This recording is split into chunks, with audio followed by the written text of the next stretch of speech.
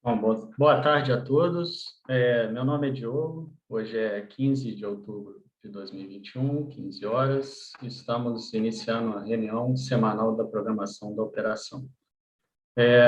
Faremos apresentações separadas em 3 blocos. Ao final de cada bloco, abriremos um espaço para respostas às perguntas enviadas em nosso chat e seguiremos para os próximos blocos de apresentação. Bom, vamos iniciar o primeiro bloco, a apresentação sobre previsão meteorológica. Gostaria de convidar o Eduardo Miranda para fazer a sua apresentação. Boa tarde a todos e todas. Já estão vendo a minha tela? Estamos vendo sua tela, Eduardo. Tudo certo. Começando com a previsão meteorológica para a próxima semana e também vendo o que aconteceu na última semana, né? Na última semana do feriado, no período do feriadão, no feriado prolongado, a gente teve pancadas de chuva em todas as bacias do sistema do SIM. E as principais bacias atingidas por essa chuva foram as subbacias do Paraná, especialmente a bacia do Grande e a própria calha do Paraná. Com isso, a gente já chega à metade do mês com essas duas bacias, a calha do Paraná, o Grande, o Paranapanema, o São Francisco, e também as bacias do Sul, o Jacuí e o Uruguai, já se aproximando da média de todo o mês ou já ultrapassando essa média. No momento, a gente tem uma frente fria avançando pela região sul, e o grande destaque da próxima semana operativa é o avanço dessa frente fria. Então, entre os dias 15, 16 e 17, ela avança do sul para o sudeste do país, novamente provocando chuva em quase todas as bacias do SIM, e com os maiores volumes previstos para as bacias do Grande e para a bacia do São Francisco, a montante de Três Marias, ambas na região, principalmente na região de Minas Gerais. Os 3 modelos identificam essa frente fria, o avanço dessa frente fria, que a partir do dia 18 ela se desloca mais para norte, aí fica num eixo que pega mais as bacias do Tocantins e do São Francisco, nesse eixo que vai entre a região norte até a Bahia. Com isso, com esse avanço da frente fria, a gente tem uma entrada de ar frio que deve derrubar a temperatura na região sul, principalmente, que deve apresentar declínio, e as pancadas de chuva também devem apresentar alguma queda da temperatura nas capitais do centro-oeste e norte do país, mas de forma geral, como essas capitais têm registrado muito calor, o impacto na carga não deve ser muito significativo. Em relação à geração eólica, apesar da frente fria avançar para o nordeste a partir do dia 18 e 19, a expectativa é de geração estável para a próxima semana, porque a gente já teve nessa última semana uma leve redução da geração eólica, principalmente na Bahia. Em relação à energia solar, de forma semelhante, a gente já teve nessa última semana uma redução por causa da nebulosidade nos dias de chuva, principalmente durante o feriado. Então, para todos os estados do Sudeste e Nordeste, a expectativa é de geração estável para a próxima semana de energia solar e fotovoltaica. Passo de volta para o Diogo. Muito obrigado, Eduardo, pela apresentação. Vamos seguir as apresentações desse bloco. A próxima é a previsão hidrológica, com Arthur Werneck. Arthur, sua tela já está na tela, a sua apresentação, por favor. Obrigado, Diogo. Boa tarde a todos. Vou fazer a apresentação da previsão hidrológica para a revisão 13 do PNL de outubro.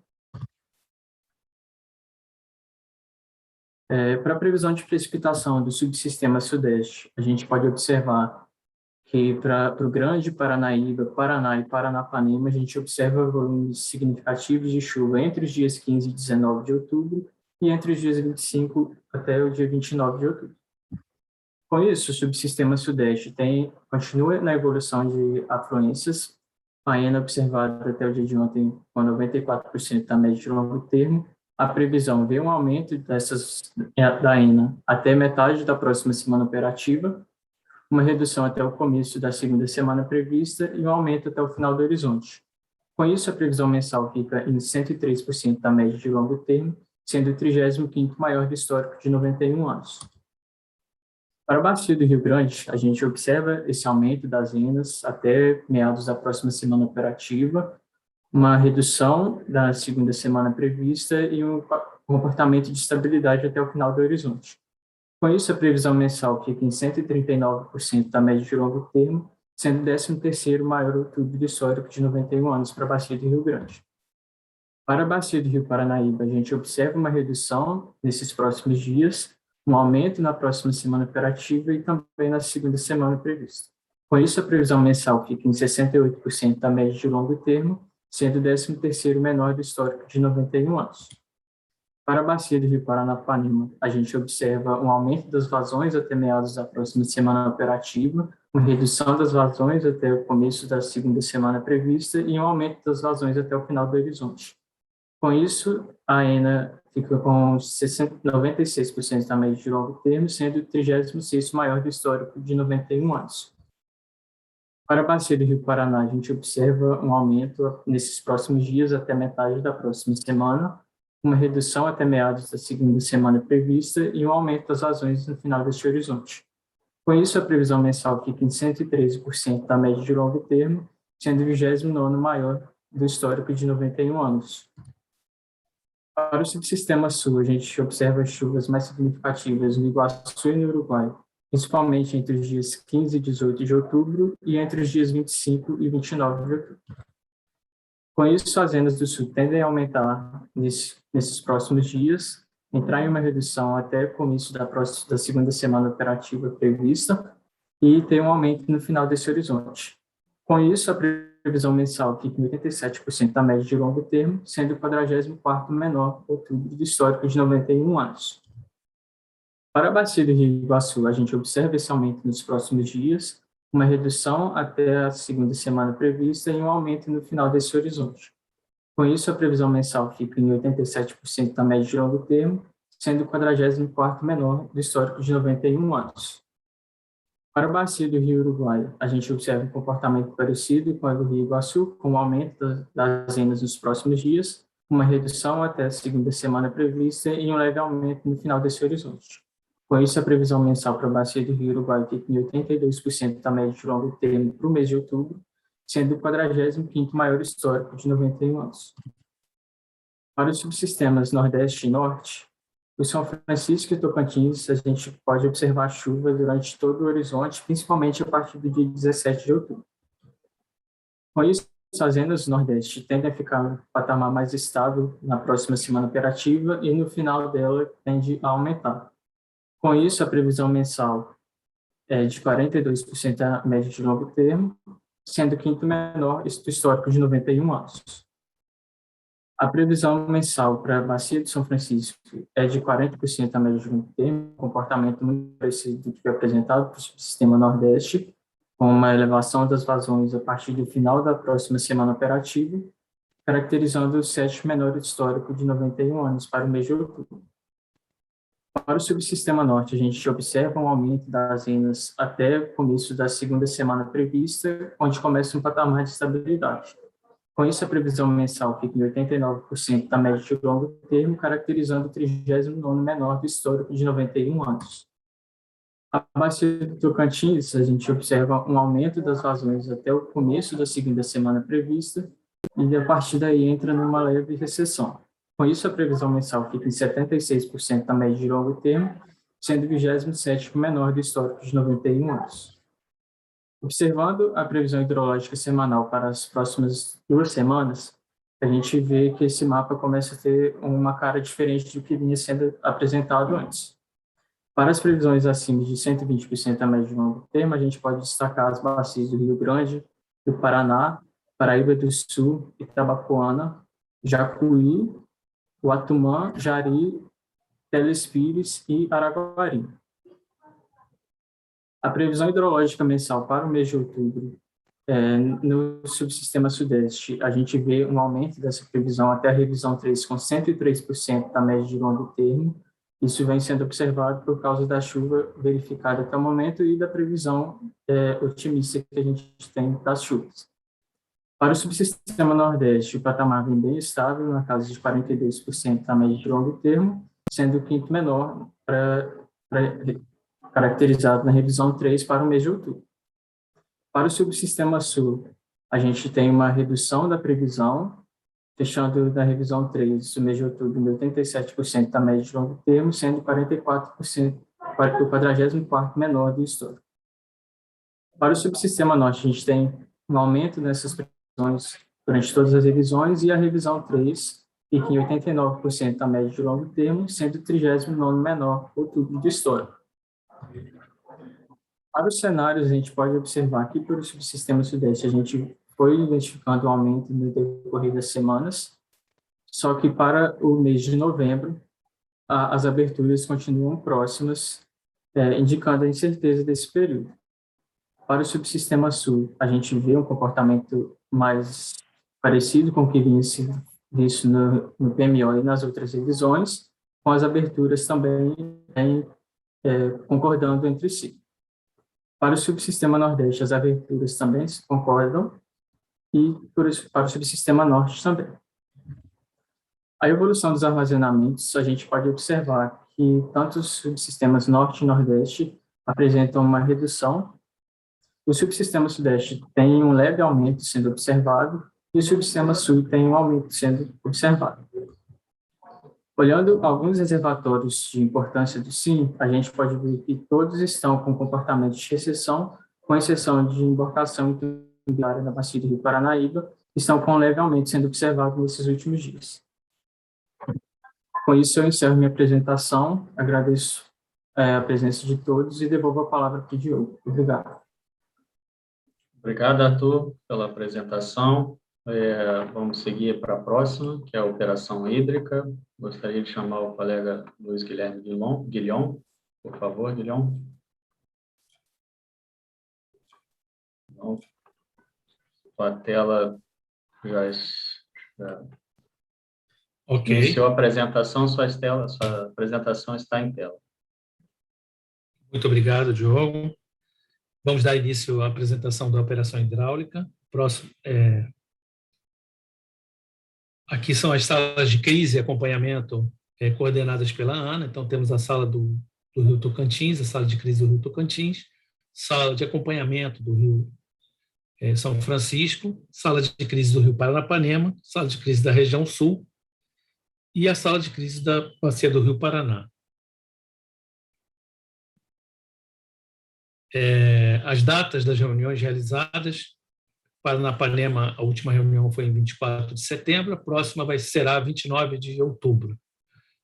São Francisco, a última foi 5 de outubro e a próxima será dia 3 de novembro. Na região sul, as bacias do sul, né? A última reunião foi dia 30 de setembro e a próxima será 27 de outubro.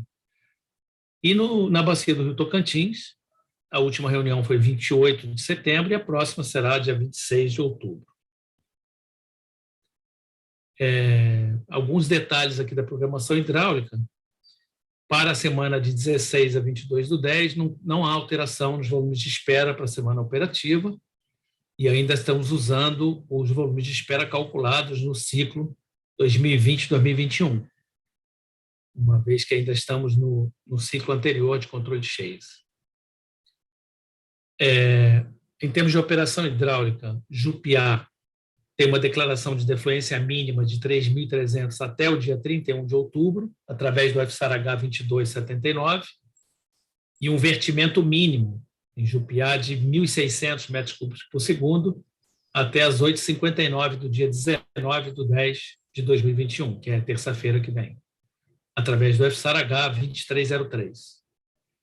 Porto Primavera, temos aí uma defluência mínima declarada de 3.600 até dia 31 de 10 de 2021, através do FSAR-H 2284, e uma taxa máxima de aumento e redução também de defluência de 100 metros cúbicos por segundo a cada 2 horas, através dos FSAR-H 2133 e 2134.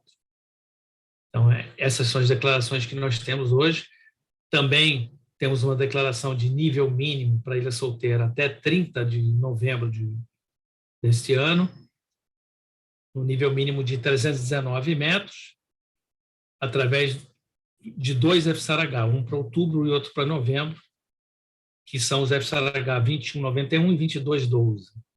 E, para Três Irmãos, temos a declaração de um nível mínimo na cota 319,77, que está declarado até o dia 30 de novembro, através do FSAR-H 2158. Chamo a atenção aqui de vocês que, para o HS Santo Antônio, no Rio Madeira, estamos trabalhando com um nível máximo na cota 70 metros, declarado até o dia 22 de outubro, por enquanto, através do FSAR-H 2302. Essa cota de 70 metros seria abaixo da cota mínima, a cota mínima é 70,50, mas essa operação abaixo da cota mínima foi autorizada na medida em que, para evitar o travamento das máquinas de 5 pás. A usina se encontra com uma queda, mais ou menos, aproximadamente entre 24 e 25 metros, e se ela se torna um pouco maior que isso, as máquinas de 5 pás deixam de gerar. Então, a gente teria uma perda energética ali na usina de Santo Antônio. Aqui é o gráfico das defluências em Jupiá e em Porto Primavera. Jupiá seria o gráfico azul. A gente observa que nos últimos instantes de tempo aí está em torno de 3.300 de defluência, mesmo praticando aquele vertimento lá mínimo de 1.600. E Porto Primavera não consegue praticar um valor mais baixo, foi declarado lá, foi 3.600, está praticando, às vezes, 3.900, e às vezes não consegue, tem que fazer um pouco mais, que chega um pouco mais de água, foi isso que aconteceu agora nos últimos instantes de tempo, e aí precisou ser aumentada a defluência de Porto Primavera, porque chegou um pouco mais de água, e aí precisou ser aumentada essa defluência.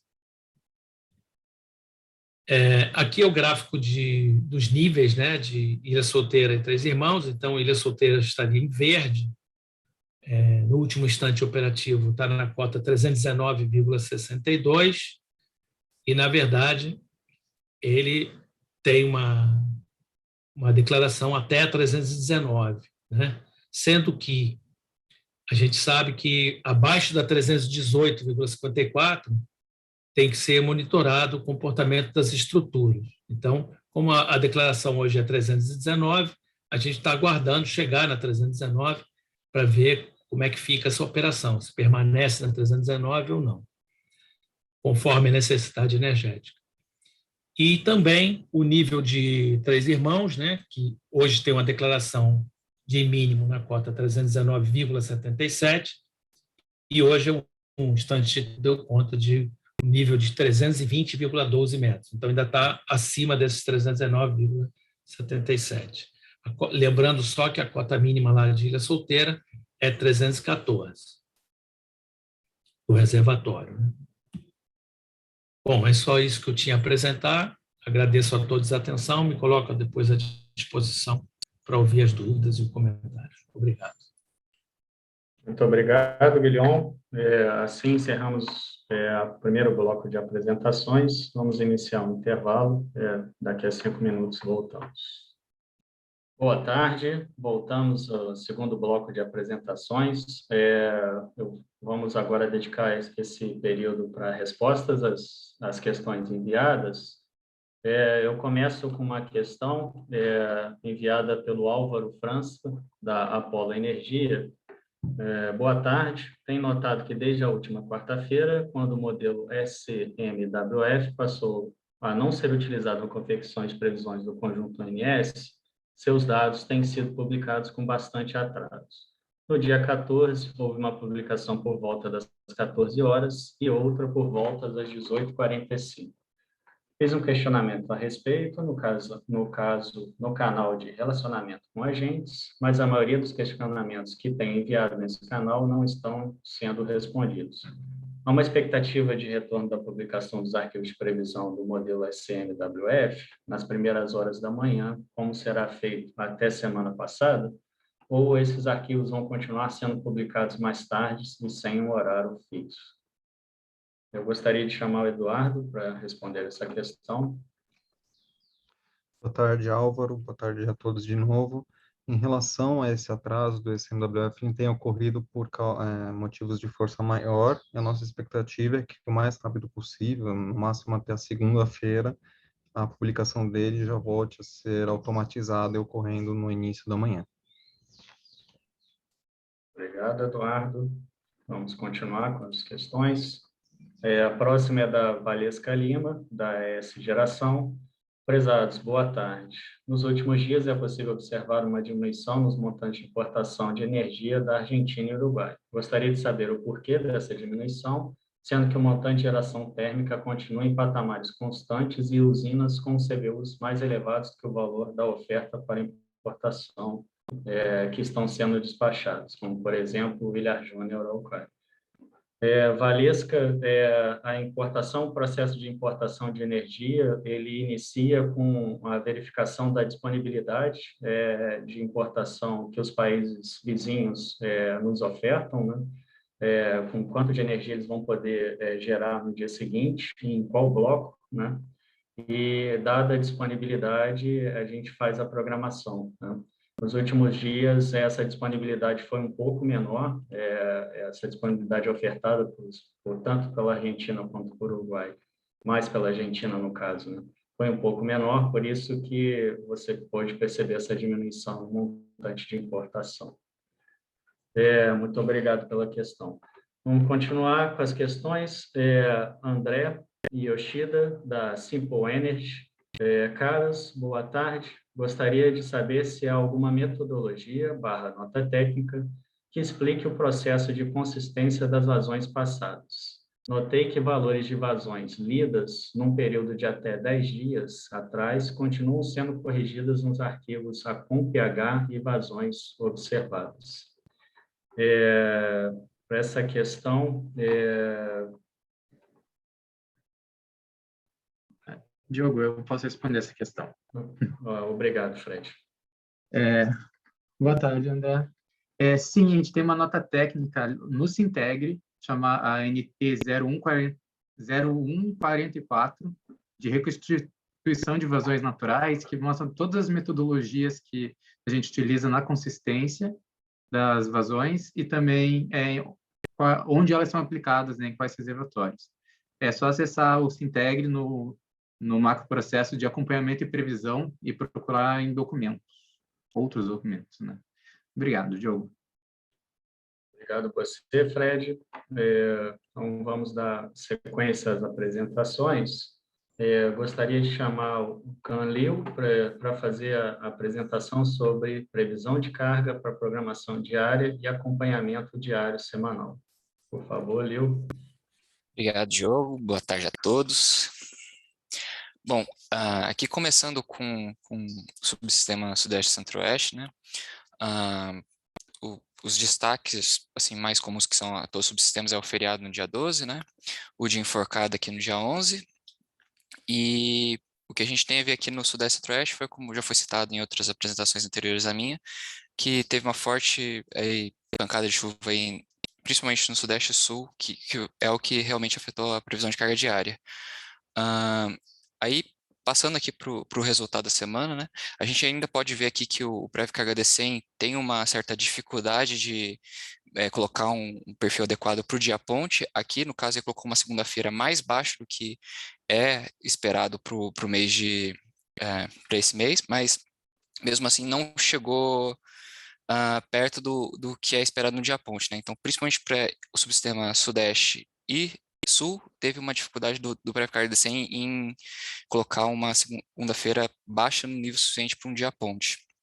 Bom, com isso, a gente tem aqui a previsão do PDP ficou com 89% dos desvios em até 3%, contra 67% do Prev-Carga D100, um MAP de 1,46 para o PDP contra 2,84 do Prev-Carga D100. Aqui no Sul foi uma semana assim, marcada por baixas temperaturas, mais baixas do que o de costume para esse mês, com também uma grande incidência de chuvas, né, o que dificultou bastante a previsão, mas de novo, quando a gente compara aí o resultado da semana, a gente vê que o prévio carga de 100, até que no dia do feriado foi melhor que o PDP, né? Porque ele passou mais tempo com uma carga mais baixa aqui durante o dia 12, mas de novo no dia ponte ele teve uma certa dificuldade. Com isso, o resultado do PDP foi bem abaixo assim, da média, com 40% dos desvios em até 3%, contra 53% do prévio carga de 100, um MAP aí de 2,78 contra 4,29. Para o Nordeste, a gente teve aí algumas pancadas de chuvas aí isoladas no litoral, que causou esse desvio maior aqui no dia 10, mas tirando isso aí, foi uma ótima semana aí de previsão para o Nordeste novamente, com 95% dos desvios em até 3%, contra 68% do prévio carga de 100. Um MAP de 1,30 contra 2,80. Para o subsistema norte, né, uma carga que é mais caracterizada por consumidores livres e pancada de chuva realmente afeta aí bastante o desempenho da carga diária. A gente teve aqui o dia 11, o dia ponte, que foi mais baixo do que a gente estava prevendo aí com os modelos, mas tirando essas duas ocorrências aí, não teve nenhum grande desvio aí. O PDP ficou com 78% dos desvios em até 3%, contra 75% do prévio carga de 100, um MAP de 1,82 contra 2,14 do prévio carga de 100. Quando a gente olha todos os subsistemas juntos, né, no SIM, a gente vê aqui que o dia que teve o maior desvio foi realmente o dia 12, né, principalmente puxado por uma carga mais baixa aí no sul e sudeste, por causa das chuvas, além do feriado, que causou uma redução além do que a gente estava prevendo.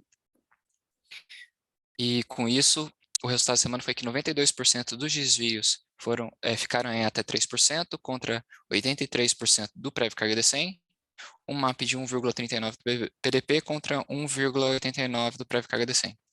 Bom, pessoal, eram essas informações que eu tinha para passar para vocês. Eu encerro minha apresentação por aqui e devolvo a palavra, Diogo. Obrigado. Muito obrigado, Lio, pela apresentação. Vamos dar sequência. Na próxima apresentação de carga para o PMO, revisão semanal, eu chamo Marcela Peixoto. Boa tarde, Diogo. Boa tarde a todos. Boa tarde, Esta é a minha Marcela. apresentação.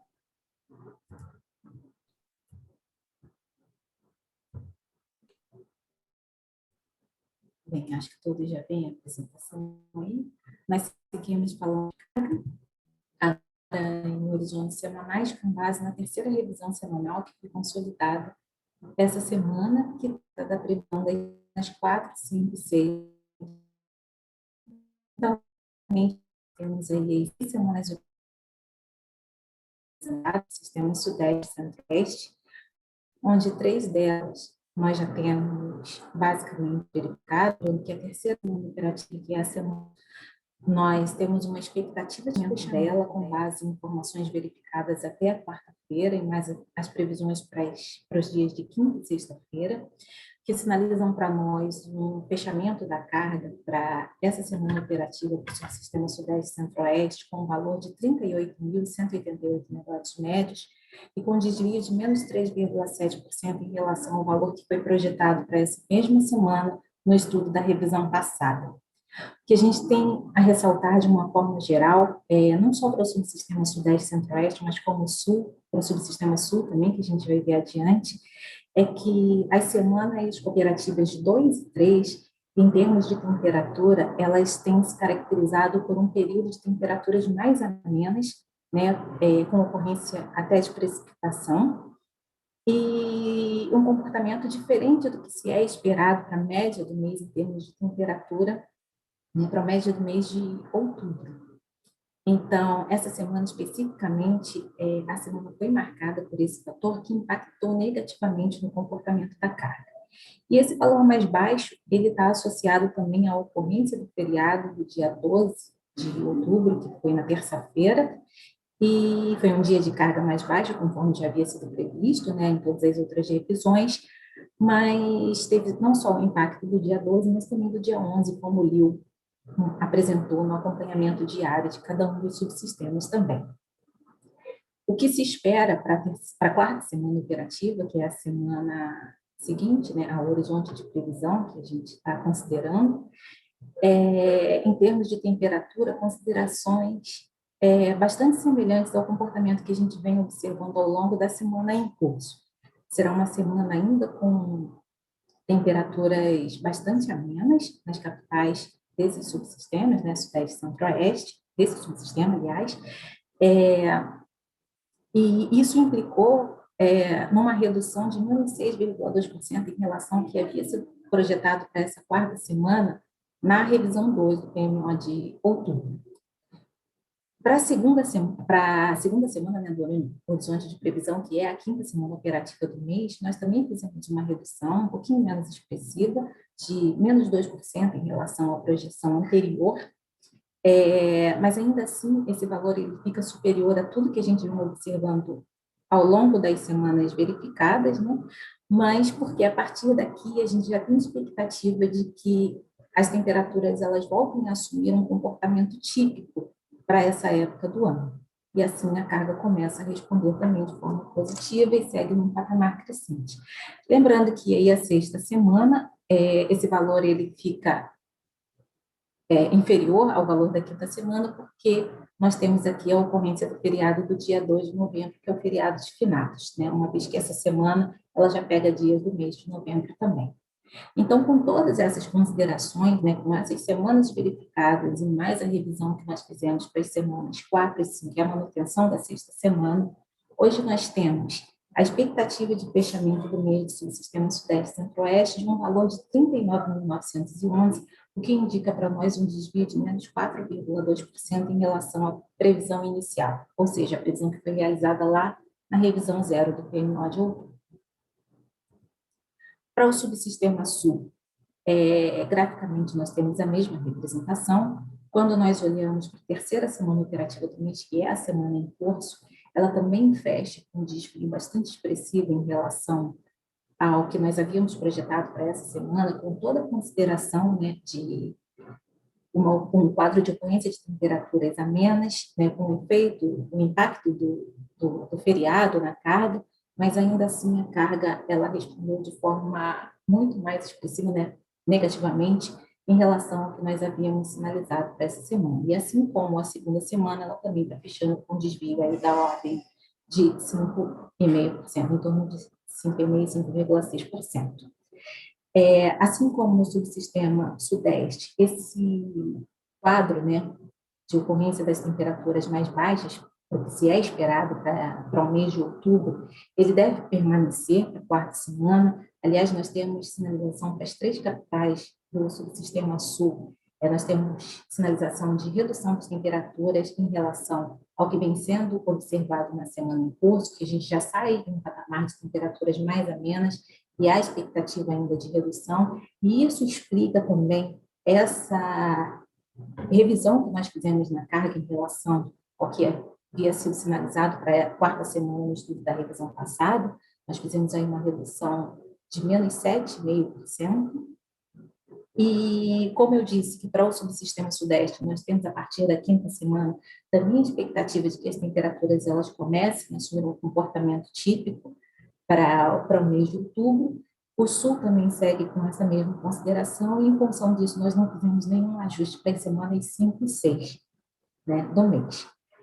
Então, hoje, nós temos uma sinalização do fechamento do mês de outubro, com o valor sinalizando um desvio de menos 6,2%, e esse valor ele gira em torno de 11.315 megawatts médios, frente àqueles 12.058 que haviam sido previstos na revisão 0 do PMO. Para o subsistema Nordeste, aqui a gente já começa a ver um comportamento diferenciado. As 3 primeiras semanas verificadas do mês, elas seguem com um comportamento bastante aderente aos valores previstos em cada um dos estudos realizados. A semana em curso, ela está com uma variação bastante pequena, de apenas 0,3% em relação à projeção feita na revisão 2 do PMO de outubro. E, em função desse comportamento bastante aderente às nossas previsões, nós não assumimos nenhuma revisão para as semanas à frente, por isso essas variações nulas para as semanas 4 e 5 sejam em relação às projeções da revisão passada. Com isso, hoje, olhando para o fechamento do mês, considerando as semanas verificadas e a manutenção dos valores para as semanas previstas à frente, nós temos a sinalização de fechamento do mês de outubro com um valor bastante ajustado à previsão inicial, com uma variação de apenas 0,3%. Para o subsistema norte, a semana em curso ela está fechando um pouquinho acima da nossa projeção. O que nós temos a destacar para esse período é que as temperaturas elas foram mais elevadas em Manaus, elas ficaram em torno dos 36 graus, e não só com temperaturas elevadas, mas nós observamos também um período de baixa totalidade de precipitação em algumas das capitais dessa região, principalmente Manaus e Belém. E para a próxima semana, a gente considera, em termos gerais, uma condição de estabilidade em relação ao comportamento da semana em curso, apenas com uma ressalva para Manaus, que a gente já tem uma expectativa de mudança do quadro observado nessa semana, a partir do dia 17. Já há expectativa de redução dessas temperaturas, elas saem do patamar de 36 graus, já passam para os 32, 33, ainda em patamares mais altos, mas inferiores aos observados na semana em curso, e também já a expectativa de ocorrência daquelas pancadas de chuva típicas, né, para as localidades desse subsistema. Então, a partir do dia 17, a gente já vê uma mudança de comportamento, não só das temperaturas de Manaus, mas também dos totais de precipitação em Manaus e Belém. E por isso, esse valor, embora nós tenhamos feito uma pequena redução em relação ao valor fechado na revisão passada, a variação de 0,8%, mas ainda assim a gente observa que esse valor ele fica um pouquinho acima do valor que está sendo observado na semana em curso, e assim segue para a semana 5, com patamar crescente, e ela volta a cair aqui na sexta semana operativa, justamente por conta do efeito da carga no dia 2 de novembro, que é um dia de carga mais baixa em função do feriado. Então, com todas essas considerações, no caso do subsistema norte, hoje a sinalização de fechamento do mês ela está em cima do valor que foi projetado inicialmente no PMO, com uma variação nula em termos de percentuais, em termos de megawatts médio, com uma variação de apenas 3 megawatts, né? Hoje nós temos uma expectativa de 6.205, frente aos 6.208 megawatts médios previstos inicialmente na revisão zero do PMO. Para contextualizar tudo isso, nós temos o Sistema Interligado Nacional, a semana em curso, fechando com um desvio de menos 2,9%, basicamente influenciado pelo comportamento da carga do subsistema Sudeste, Centro-Oeste e Sul, né, que vem enfrentando esse período de carga mais baixa em função do efeito do impacto das temperaturas mais amenas que vem ocorrendo desde a segunda semana operativa do mês, e como eu falei, quando do comentário de cada um desses subsistemas é o que é esperado também, um quadro de manutenção desse comportamento de temperaturas e de precipitação para a quarta semana, e por isso essa redução, né, em relação ao valor revisto, de 4,9% em relação àquilo que nós vislumbrávamos para essa semana, na segunda revisão semanal do PMO do mês em referência. O pequeno ajuste também ocasionado pelo ajuste que nós fizemos no subsistema Sudeste Centro-Oeste, então para o CIM ele fica aqui em menos 1,2%, e a sexta semana permanece inalterada em relação ao estudo passado.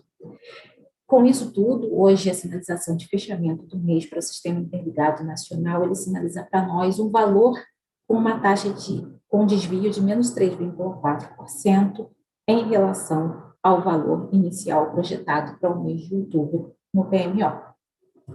Em termos de ocorrências dessa semana, como citado em cada um dos subsistemas, a carga, de uma maneira geral, né, em todos os subsistemas, ela foi influenciada nessa semana de 9 a 15 pelo efeito do feriado, né, do impacto do feriado de Nossa Senhora Aparecida no dia 12 do 10, também por aquele dia de carga mais baixa, o dia 11, por ter sido um dia ponte, um dia enforcado.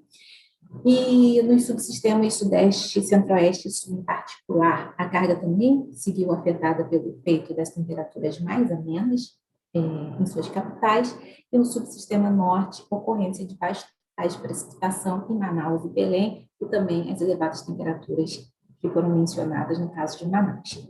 Em termos de premissas, Em bases econômicas, nós seguimos com as mesmas premissas consideradas desde o PMO, né, na revisão 0. A gente fala ainda do setor industrial em modo de expansão, fala também da recuperação do setor de comércio, do setor de serviços, principalmente, que foi um setor bastante afetado durante a pandemia e o que demorou mais tempo para apresentar sinais de recuperação, e a gente associa a recuperação desses setores, né, tanto de comércio quanto de serviços, em função do aumento da vacinação.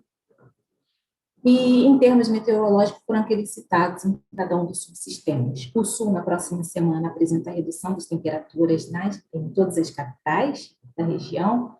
O Sudeste e Centro-Oeste ele segue com um quadro de estabilidade, né, carregando ainda aquela característica que a gente vem observando desde a segunda semana operativa, com temperaturas mais amenas, diferentes do que se é observado, que se é esperado para essa época do ano.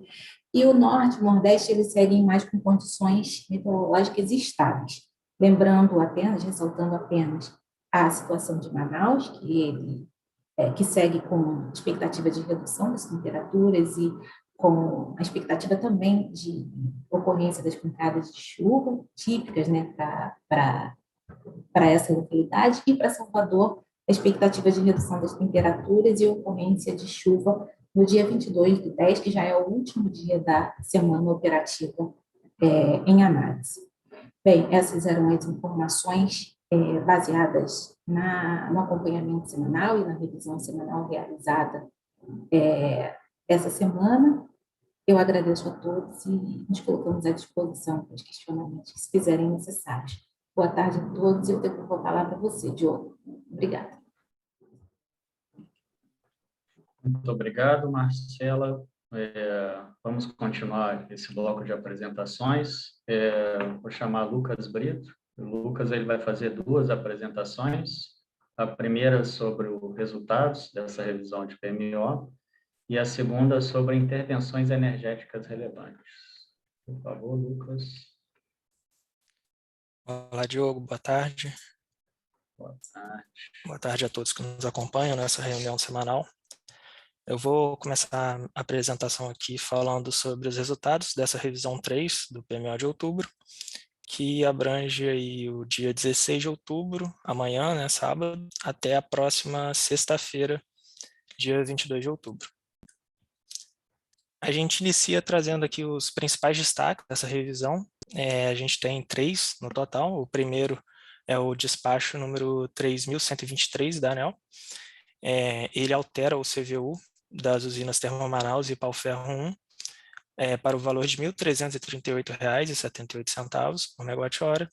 E esse CVU ele vai estar válido até o dia 31 de dezembro de 2021. O próximo despacho é o de número 3.219. Ele altera o CVU das usinas Potiguar e Potiguar 3. Elas passam a assumir o valor de R$ 1.379,89 por megawatt-hora. E eles também têm validade até o dia 31 de dezembro de 2021. E, por último, o despacho de número 3.218, que altera o CVU da usina termoelétrica de Araucária. Ele vai ter um novo CVU no valor de R$ 2.553,20 por megawatt-hora, e a sua validade vai até o próximo dia 15 de novembro de 2021. Entrando, então, para os resultados, a gente inicia aqui falando um pouco sobre o custo marginal de operação. Nessa revisão, a gente pode perceber aqui que para o patamar de carga pesada, a gente teve um CMO no valor de R$ 175,12, no patamar de carga média, o valor de R$ 173,82 e no patamar de carga leve, R$ 170,44. Esses valores patamarizados, quando eles são trazidos para um valor médio, a gente tem um CMO de R$ 172,60 e a gente pode ver que esse CMO ele é válido para todos os subsistemas do SIM, uma vez que não foi percebido o atingimento de nenhum limite de transferência de energia entre as conexões de todos os subsistemas. Avaliando um pouco melhor agora a variação do CMO referente à última revisão, a revisão 2 da semana anterior e a revisão 3, que se inicia agora no sábado amanhã, a gente pode perceber uma leve queda. A gente tinha um valor médio de R$ 198,74 de CMO na revisão 2, e agora a gente chegou então a 172 aproximadamente, uma redução aí da casa de R$ 26 por megawatt-hora. E a gente sempre realiza alguns estudos. Nessa semana foram realizados esses 8 estudos, nessa exata ordem que são aqui apresentados, e a gente consegue, dessa forma, identificar quais foram os principais fatores que corroboraram com a redução ou possível até elevação do CMO. E nessa semana a gente percebe que o principal fator foi a atualização da previsão de vazões, e também teve uma complementação pela atualização da previsão de carga. Falando um pouco sobre o despacho térmico, a gente tem pelo modelo Decomp, né, a título de exemplo, o despacho de 7.355 megawatts para essa próxima semana operativa. A gente lembra, né, que o despacho por ordem de mérito é realizado pela programação diária, então a gente traz mais a título de informação mesmo o que foi dado pelo Decomp, e também a gente lembrar que não é considerado nesse valor nenhum despacho por garantia energética. A gente pode confirmar também que, em relação à última revisão, a gente teve uma redução próximo de 600 megawatts de despacho térmico pelo modelo Decomp.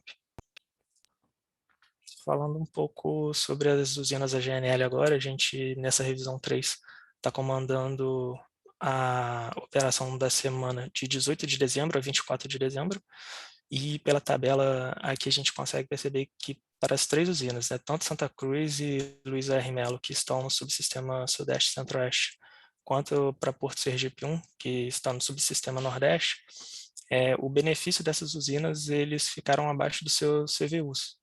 Então, a gente não tem o comando, não tem, né, a configuração do comando por ordem de mérito de custo. É um comando antecipado. De toda forma, o ANS, ele segue mandando essas usinas, né, comandando o despacho antecipado delas por garantia energética para essa semana de 18 de dezembro até 24 de dezembro de 2021.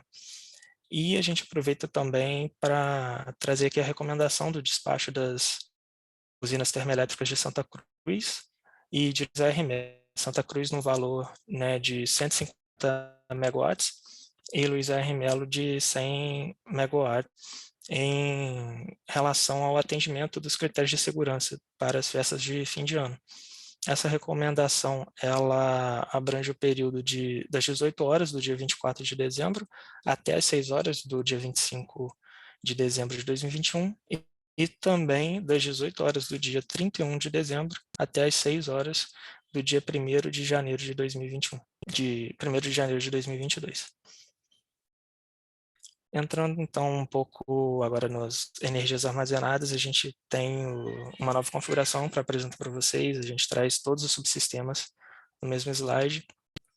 E iniciando pelo subsistema Sudeste Centro-Oeste, a gente teve uma partida de 16,8% do subsistema de energia armazenada. E foi um valor que praticamente não teve alteração, ele chega ao final do mês em 16,7%. E devido aos cenários do segundo mês, do mês de novembro, a gente tem uma pequena variação e o valor esperado próximo ali à casa de 16%. Para o subsistema sul, a gente parte de 34,3% nessa revisão. Espera-se chegar ao final do mês em 39,9%, uma pequena elevação, e há uma grande dispersão no segundo mês, que é uma característica do subsistema sul. Podendo variar de 15,4%, como valor mínimo esperado, até 84,7%, que seria um valor máximo esperado nessa revisão. Para o subsistema Nordeste, a gente parte de 36,6% e tem uma pequena queda até o final do mês de outubro, chegando em 35,8%. Para o segundo mês, também não há uma grande dispersão e o valor esperado fica próximo de 36,8%. Por fim, para o subsistema Norte, a gente parte de 53,5%, tem uma queda levemente mais acentuada, que os outros subsistemas, chegando a 46,4% no final de outubro, e uma dispersão bem reduzida, né, de 30,3% do seu valor mínimo esperado até um valor máximo de 36,4%.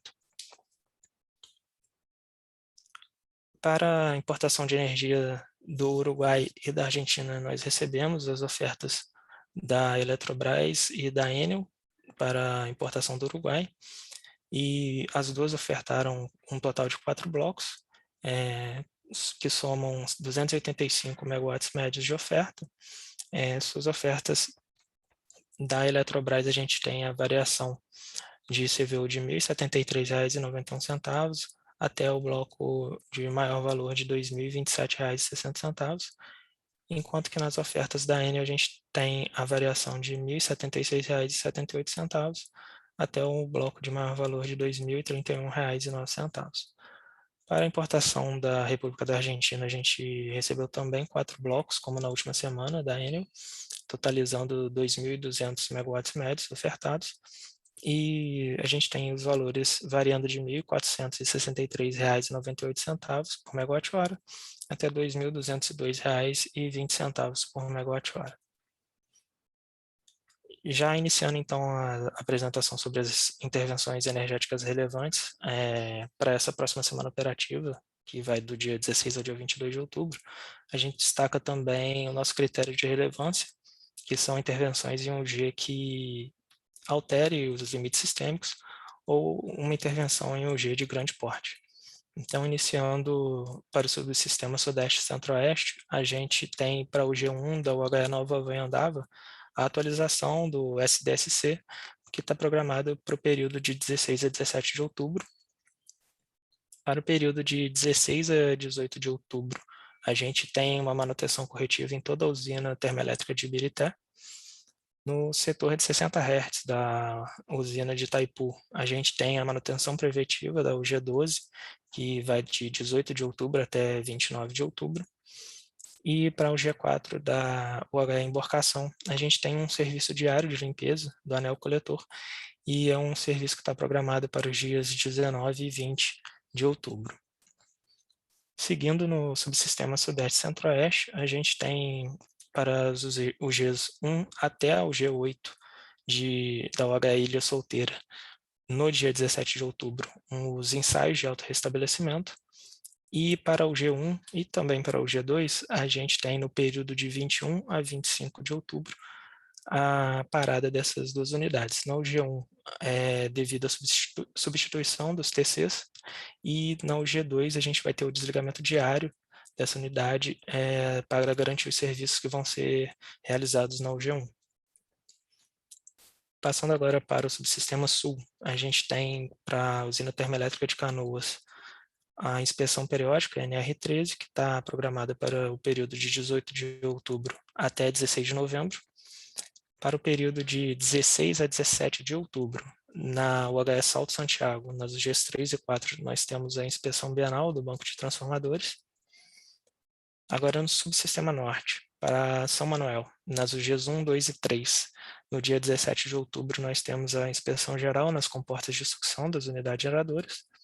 Para Belo Monte, na UG9 e na UG11, nós temos testes de sistema de serviço auxiliar, programado para o dia 17 de outubro, e do dia 18 de outubro até o dia 18 de novembro, na UG18 de Belo Monte, a gente tem a revisão de 4.000 horas programada também. Por fim, na UG5 de Tucuruí, nós temos o desligamento diário dessa unidade para a inspeção no vão da LT, e está programado no dia 19 até o dia 20 de outubro. E no subsistema Nordeste, a gente tem para o G6 de Sobradinho a substituição do sincronizador da unidade geradora programada, no período de 18 de outubro até 21 de outubro. Encerro assim a minha apresentação, Diogo. Devolvo a palavra para você e fico à disposição para possíveis dúvidas. Obrigado. Muito obrigado, Lucas. Assim terminamos esse segundo bloco de apresentações, e vamos iniciar um intervalo de 5 minutos para voltar para o terceiro bloco. Boa tarde a todos. Voltamos para o terceiro bloco de apresentações dessa reunião semanal e vamos agora responder as questões enviadas em nosso chat. A primeira questão é de Samuel Sembranel, da ENGIE. Prezados, boa tarde. A redução de carga ocorreu unicamente devido à previsão de temperatura? Houve algum outro motivo para a redução de carga na próxima semana? E essa redução afetará a projeção de carga para novembro? Para responder essa questão, eu convido a Márcia. Por favor, Márcia. Boa tarde, Samuel. Boa tarde a todos. As previsões para a próxima semana foram basicamente em função da temperatura mesmo, né? E quanto à pergunta que você colocou para o próximo mês, segundo sinalização da própria área de meteorologia aqui do INS, a gente já nas últimas 2 semanas, nas últimas semanas do mês, a gente já vai ter temperaturas um pouco mais elevadas, típicas para essa época do ano, né? E aí, com isso, a gente é provável que o mês de novembro, as projeções levem aí para um mês normal, uma carga normal para novembro. Tá? Esse mês nós fomos surpreendidos, tivemos algumas semanas com temperaturas atípicas, né, abaixo daquela da média, né, histórica esperada para o mês, né, e o que veio, né, e que impactou aí na carga. E para a semana, a gente, nós temos temperaturas ainda menos para a próxima semana, nós fizemos uma redução, porque a previsão que estava anteriormente sinalizava, era em função de que esperávamos um mês típico, né, um mês de outubro tipo quente. Então, por isso que nós reduzimos essa carga. Então, basicamente, temperatura mesmo, tá bom? Obrigada. Muito obrigado, Márcia. Vamos seguir com as questões. A próxima é do Arthur Pimenta, do Itaú, né? Prezados, boa tarde.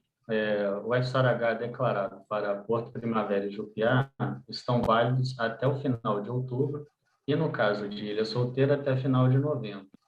Existe algum estudo em andamento para a manutenção das flexibilizações por um período maior e ao longo de 2022?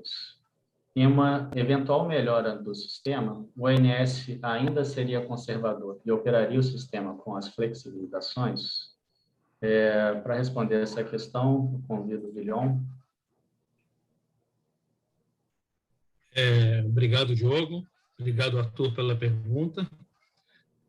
Na verdade, é o seguinte, esses estudos para um horizonte maior trazem consigo um índice de incerteza muito elevado, né, muito grande. Então, você tem incerteza da carga, incerteza na recuperação dos reservatórios, nas afluências.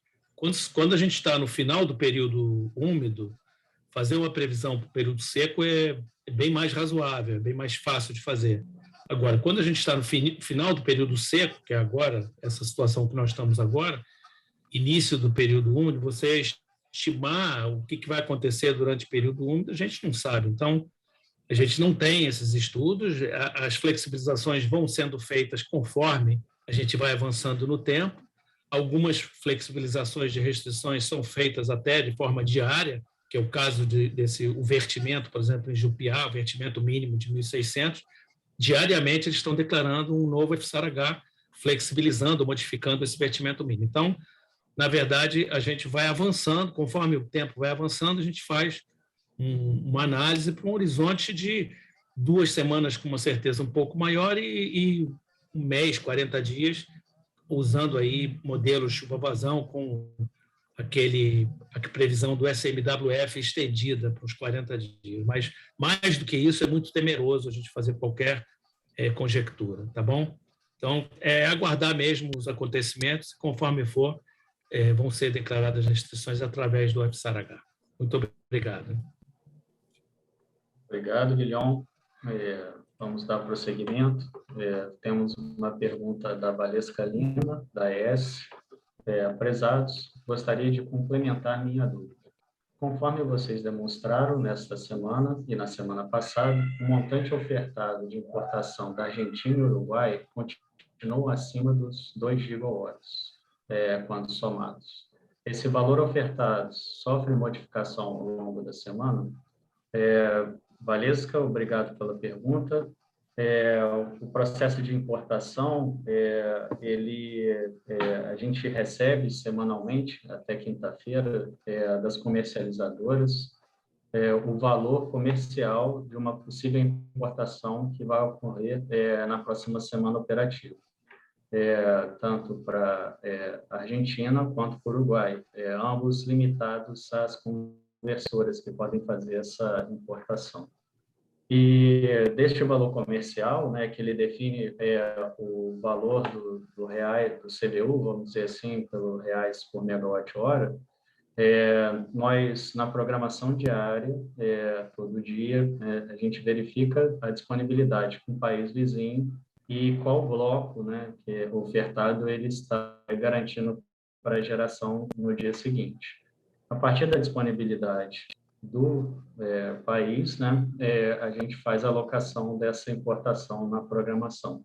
Então, respondendo a sua questão, não existe garantia que do país vizinho que toda a oferta disponível para a próxima semana, ela se confirmará na programa diário. A gente precisa dessa resposta diariamente do país vizinho.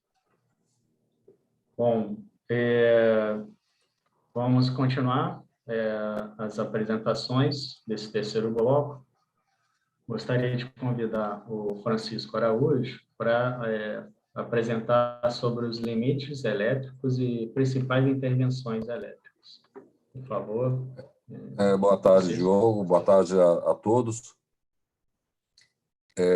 Vai ser apresentado aí as intervenções aí com rebatimento na programação energética da semana operativa de 16 a 22 de outubro, né?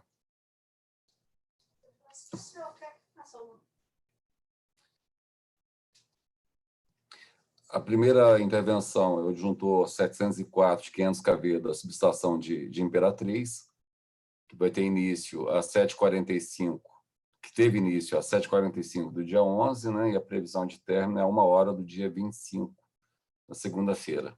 Substituição do disjuntor de 500 kV, de número 704, e as consequências para o sistema suporte dinamicamente, né, as contingências com falha de disjuntor, a exportação do norte tem que ser maior do que menos 4.700.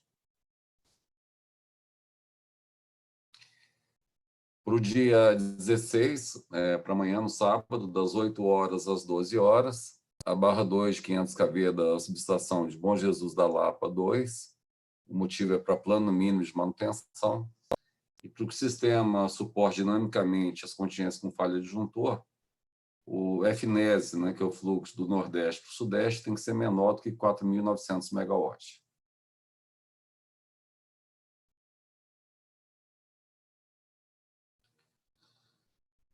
Para os dias 16 e 17, sábado e domingo, diariamente das 7 às 17, né, para a manutenção preventiva trianual do banco de capacitor série de Barreiras 2.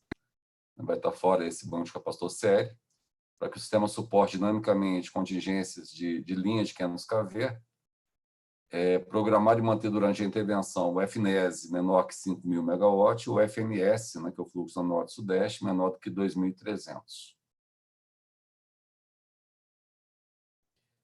No domingo, na madrugada, 0 às 6, tem uma intervenção, um desligamento do banco série da linha Serra da Mesa, Gurupi, circuito 2, para a realização de substituição de capacitores e conferência de torque no banco de capacitores da subestação de Gurupi, para que o sistema suporte dinamicamente nas contingências entre Gurupi e Serra da Mesa 2, ou perda de linha de transmissão no eixo de posições Governador Valadares, manter um FNS menor do que 2.800, um FNES menor que 5.000 MW. No domingo, no período das 7 às 17, vai ser desligada o circuito 1 da linha Colinas-Miracema, para a realização de inspeção geral e ensaios de 6 anos, de chaves seccionadoras, disjuntores e banco de reatores, do referido do circuito da linha Colinas-Miracema, para que o sistema suporte perdas simples e duplas, adotar as seguintes restrições. O fluxo Colinas-Miracema tem que estar entre menos 2.000 a 2.000 MW e o FNES menor do que 5.000 MW. No domingo, no período das 7 às 17 horas, vai ser desligado o circuito 3 da linha de 765 kV, Foz do Iguaçu e Ivaiporã, para que seja sanado ponto quente de chave seccionadora na subestação de Ivaiporã, para que o sistema suporte dinamicamente a perda dos dois circuitos remanescentes, circuito 1 e circuito 2 da linha Foz e Ivaiporã. A geração dos 60 Hz de Itaipu tem que ser menor do que 4.500 e o fluxo na Norte-Sudeste, o FNS, menor do que 1.800 MW.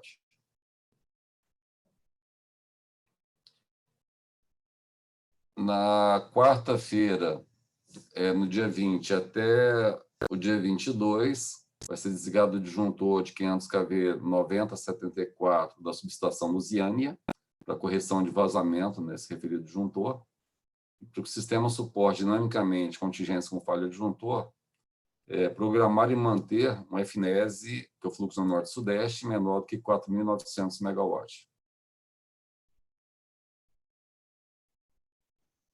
No domingo, no período das 5 às 17 horas, vai ser desligada a barra A de 500 kV da subestação Terminal Rio, para possibilitar a montagem de equipamentos de pátio como parte da obra para a integração da futura linha de 500 kV, Fernão Dias, Terminal Rio. E para que o sistema suporte a perda da barra remanescente, terá que ser programado, né, e mantido na operação um elo de Xingu para Terminal Rio menor do que 1.500 e o elo Xingu estreito menor do que 3.000. E, adicionalmente, a geração térmica conjunta das térmicas de Norte Fluminense, Termomacaé e GNA tem que ser maior ou igual a 500 MW. No sábado, 16 de outubro, amanhã, no período das 6h30 às 17 horas, vai ser desligado o Polo 3 e a linha 3 da Ibiúna Foz do Iguaçu, para a realização de manutenção preventiva em equipamentos do polo, reatores, divisor resistivo de potencial e para-raio, e para limitar a potência transmitida no elo, para que, em caso de contingência dos outros polos, o sistema tenha um desempenho adequado, não faz necessário limitar a potência no elo em 2.500 MW.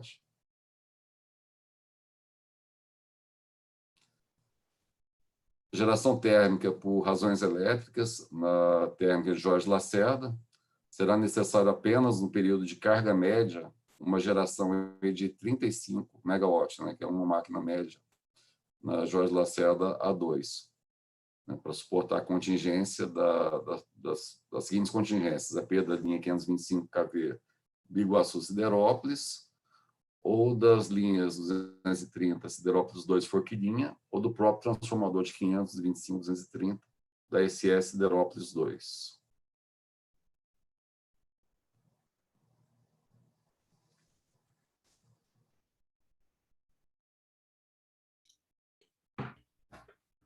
Bom, Francisco, obrigado pela apresentação. Vamos dar sequência na apresentação de política operativa. Gostaria de chamar a Jéssica Cordeiro. Jéssica, por favor. Obrigada, Diogo. Boa tarde a todos. Vamos falar agora da política operativa da semana do dia 9 ao dia 15 de outubro e do acompanhamento do DCEM na programação diária.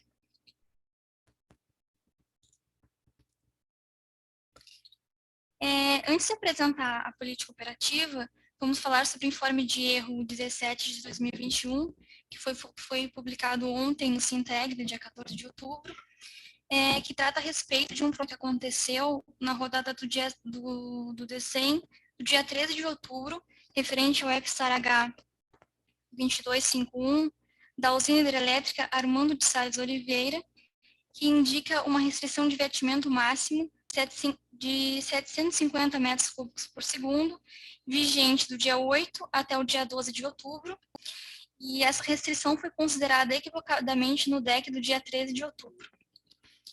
Destacamos que na operação definida pelo DECEM para essa usina, não foi verificado o vertimento no reservatório, então a restrição não ficou ativa. Esse primeiro slide faz uma comparação entre o resultado do DECEM, representado em azul, e o resultado do DECOMP em laranja, em termos de geração térmica para essa semana operativa.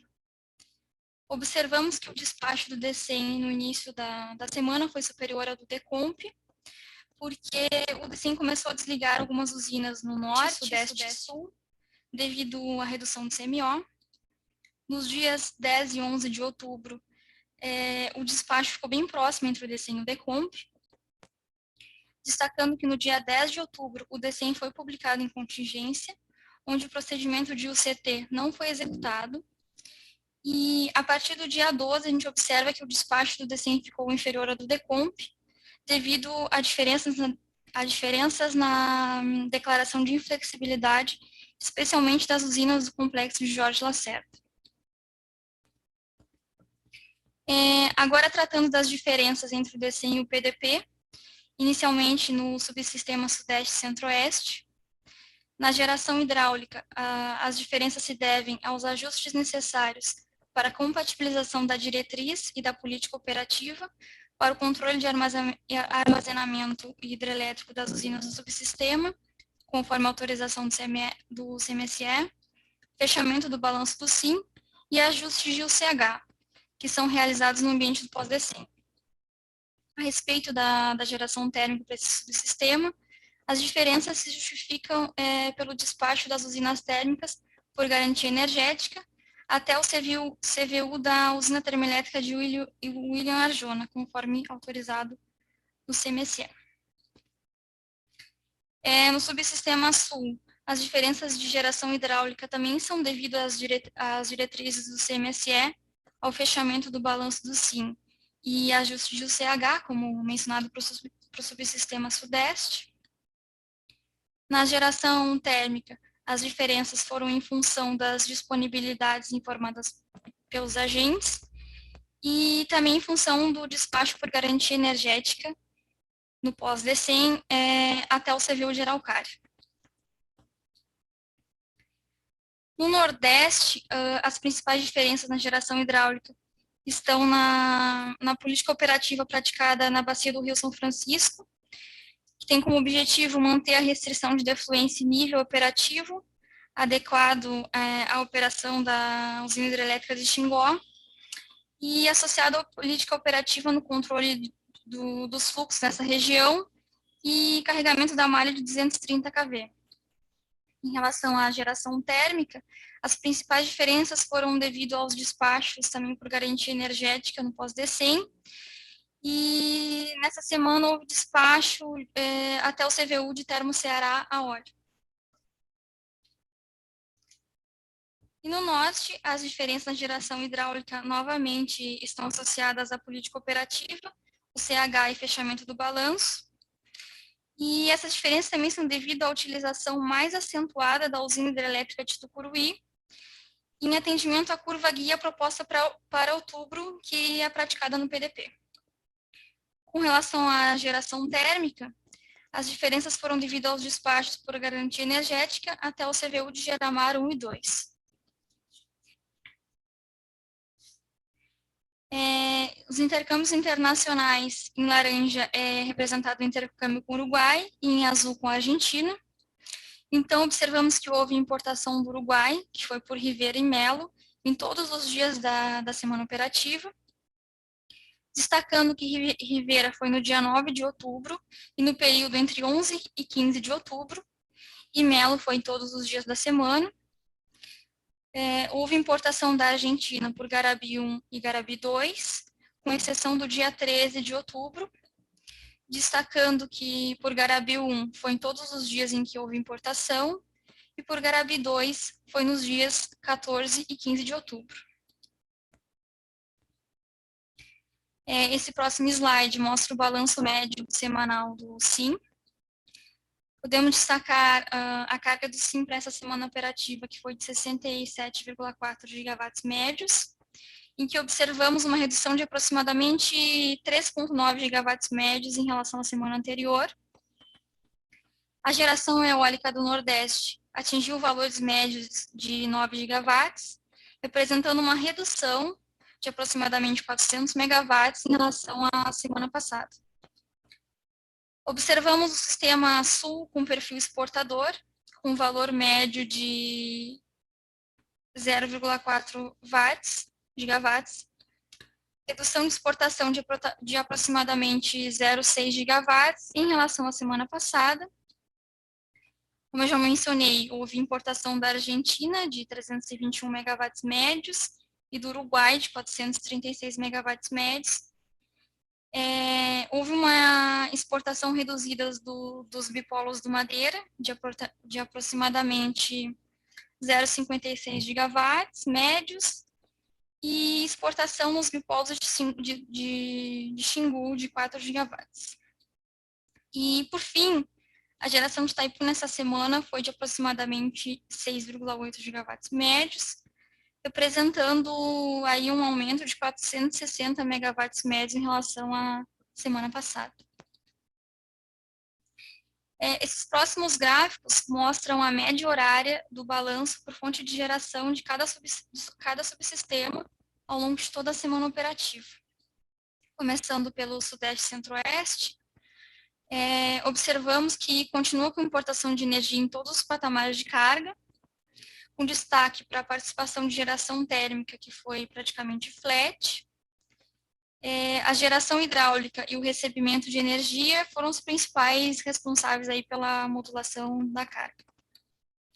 O subsistema Sul apresentou um perfil exportador, com exceção do período de carga leve ali no Vale da Carga, sendo a geração hidráulica o principal responsável pela modulação de geração. Agora, o subsistema Nordeste foi altamente exportador de energia, né, com destaque para o montante de geração eólica acima de 9 GB, como já tinha falado. Também observamos geração térmica elevada nessa semana operativa. E, por fim, o Norte, que foi exportador de energia em todos os patamares, com destaque para a geração hidráulica, que, embora esteja reduzida em função da sazonalidade do recurso, foi o principal recurso de energia do Norte responsável pela modulação da carga. Nessa tabela são mostrados os valores médios semanais de geração térmica por titulação. Observamos que nessas semanas tivemos um total de 18,57 gigawatts médios de geração térmica. Desse montante, 55% é de geração por garantia energética, seguindo com 37% por ordem de mérito, depois por inflexibilidade com 7%, e por fim, em torno de 1% por UCT. Aqui são os resultados dos CMOs médios por barra, representado pelos modelos por subsistema. No Sul e Sudeste, de maneira geral, como pode ser observado, o CMOs do DECEM acompanha os valores de CMO do DECOMP. As diferenças observadas ali a partir do dia 13, né, que são maiores, podem ser atribuídas ao melhor detalhamento de carga e de rede do modelo DECEM. No subsistema Norte e Nordeste, também de maneira geral, os valores de CMO do DECEM acompanham os do DECOMP. Como para os subsistemas anteriores, as diferenças podem ser atribuídas ao melhor detalhamento da carga e da rede do modelo DECEM. E os CMOs elevados, que estão destacados aí no dia 10 de outubro, se devem à limitação da inequação, que restringe os fluxos nas LTs 230 kV Pau-Ferro Goianinha e 230 kV Recife 2 Goianinha, definida em SGI. Esse slide mostra o gráfico georreferencial com valores de CMO por barra para o dia de hoje, 15 de outubro, às 17 horas e 30 minutos.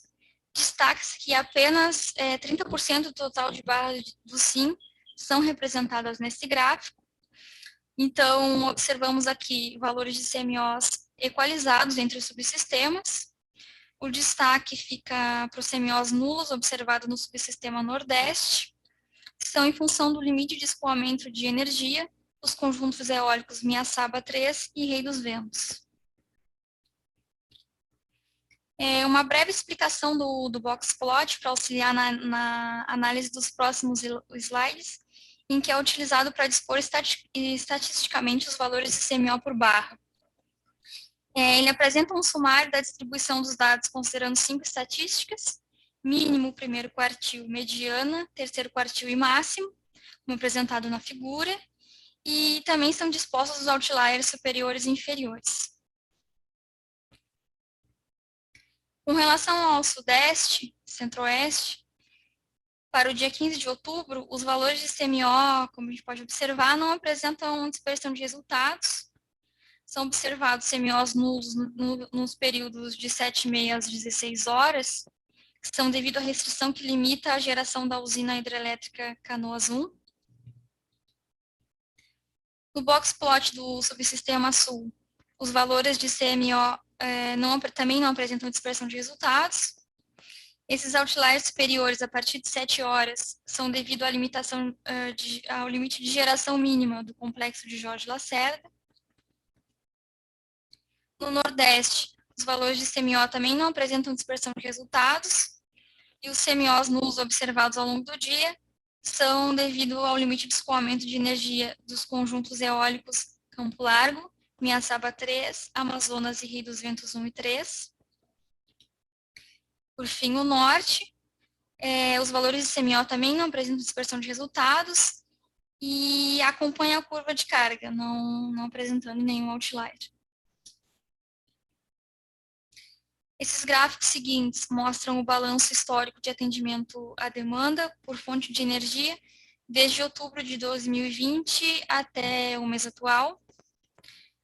No subsistema Sudeste e Centro-Oeste, observamos que a política de geração hidráulica se manteve reduzida nos últimos meses e, ainda com a geração térmica elevada, o subsistema está mantendo seu perfil importador de energia. Com relação ao Sul, há uma grande variação, como pode ser observado. A geração hidráulica fica mais elevada entre junho e agosto, devido à condição hidrológica. Isso permite que ele seja exportador de energia em algumas semanas. Isso foi possível devido à recuperação de sua condição hidrológica no período de março a maio. Nas últimas semanas, ele voltou a ficar exportador de energia devido ao aumento de geração hidráulica. O Nordeste tem apresentado, desde maio de 2021, um aumento de geração eólica, um aumento gradativo de geração térmica também, que permite com que o subsistema seja exportador de energia e contribua para o fechamento do balanço do SIM. Um destaque para essa semana, a geração eólica foi menor comparada à semana anterior, a disponibilidade de geração térmica foi um pouco menor, e a geração hídrica também foi menor. Isso tudo devido à redução de carga durante o feriado. Por fim, subsistema Norte, podemos observar que desde junho de 2021, há uma redução gradual de geração hidráulica e, consequentemente, exportação desse subsistema. E a partir do mês de agosto, essa geração vem se mantendo estável, acompanhando as vazões de acordo com a sazonalidade hídrica. Boa tarde a todos e devolvo a palavra ao Diogo. Obrigada. Muito obrigado, Jéssica, pela apresentação. Vamos fazer o intervalo de 5 minutos e voltamos para a resposta às questões. Então, voltamos para esse último bloco, para a resposta às questões enviadas. Nós recebemos uma questão aqui do Alessandro Dutra, da Petrobras. Boa tarde. Continuamos vendo um deslocamento muito grande entre os resultados do modelo e a realidade da operação. Nessa semana, o CMO foi em torno de R$ 173 por megawatt-hora, mas o ANS continua despachando usina com custo de 2.500 megawatt-hora. A possibilidade de ocorrer redução forte do despacho termoelétrico por garantia energética em novembro? Bom, Alessandro, obrigado pela questão. Essa análise sobre garantia energética nós fazemos através do estudo prospectivo para avaliar a operação dos próximos meses. E, apesar das altas afluências que nós verificamos nas últimas semanas, elas não foram ainda suficientes para aumentar o nosso percentual de energia armazenada, principalmente no Sudeste, né? Então, não enxergamos, no momento, uma redução nesse despacho termoelétrico. Contudo, essa análise é feita quinzenalmente e discutida nas reuniões do CMSE, nas reuniões técnicas do CMSE, que podem ter mais algum resultado. De prévia, no momento, a resposta que nós temos é que não enxergamos essa redução. Bom, obrigado a todos, né? Esperamos que tenhamos respondido todas as questões enviadas. Caso tenha mais alguma questão, por favor, enviar para a Central de Relacionamentos. E desejamos uma boa tarde a todos.